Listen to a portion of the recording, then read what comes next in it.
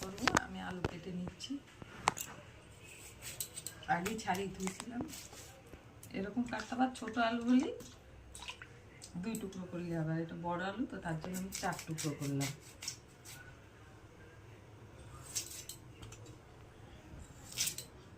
কাজু বাদাম, আমন্ড বাদাম, জিরে, ধনে, শুকনো লঙ্কা, তেজপাতা, আদা, মশলাও আছে, এগুলো সব ভেজে নেব করে নিয়েছি। এবার আস্তে আস্তে মশলাগুলো দিয়ে মাখিয়ে 10 মিনিট রেখে দেবো।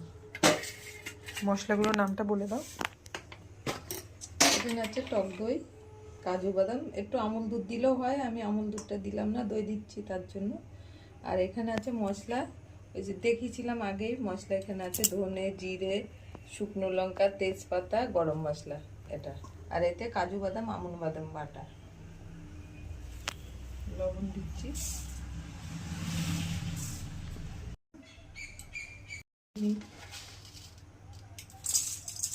নিরামিষই ভালো লাগে এটা।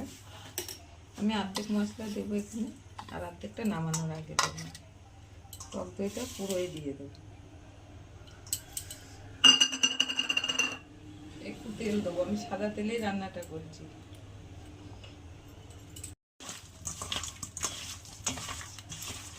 তেল দিয়েছি, একটু সাদা জিরে দিলাম ফোড়নে,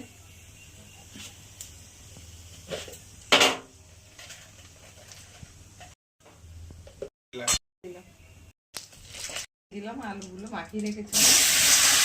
একটু কাশ্মীরি লঙ্কার গুঁড়োও দিতে হবে এটার মধ্যে, দিয়ে দিলাম। এর মধ্যে একটু হিং দিলাম, এগুলো হিং দিলাম। হিংটা দিয়ে টেস্ট হয়, গন্ধটাও ভালো হয়। আর এই যে কাজু বাদাম, আমন্ড বাদাম বেটে রেখেছিলাম দিয়ে দিলাম।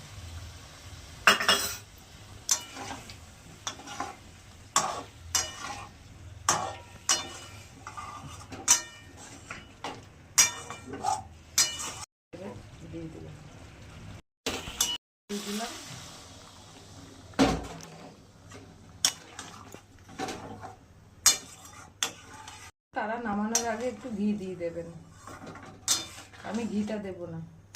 আমার ওই ছেলে আছে, ছেলের জ্বালায় আমার ঘি খেতে পারি না। একদম নিরামিষ সম্পূর্ণ এই আলুর দমটা। এবার নামিয়ে দিচ্ছি।